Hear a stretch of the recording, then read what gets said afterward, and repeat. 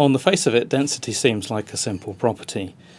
We know that density is mass per unit volume. So if we measure the mass, we weigh it, and we measure the volume. In this case, we can use the length and the width and the thickness to calculate the volume.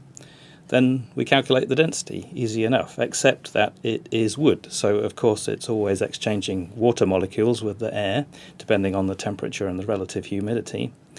And that not just changes the weight of it, but it also changes the dimensions. Not so much the length or normal wood like this, but it will change the width and the thickness because of the shrinkage and the swelling as the moisture content changes. So we need some way of correcting density for moisture content, and in the European standards you will find such adjustments.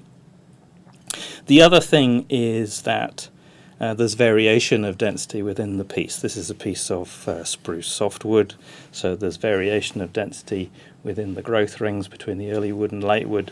But at a more important scale for engineering, there's differences in density between the knots and the clear wood.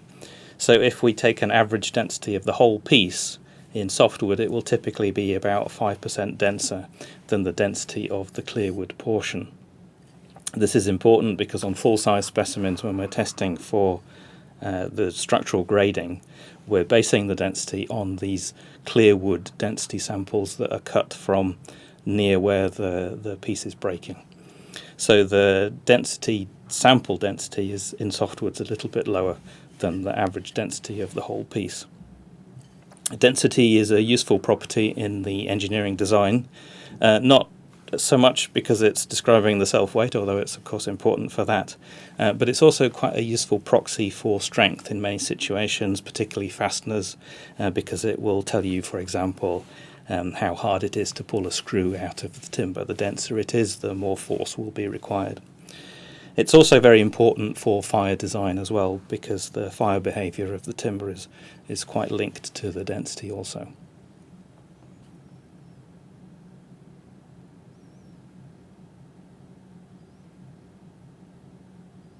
Another important wood property, particularly for products like furniture and flooring, is hardness.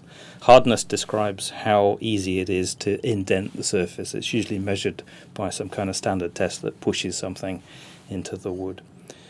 Hardness is a separate property from strength. In normal English, often strength and hardness can have quite synonymous meanings, but in engineering they're separate properties.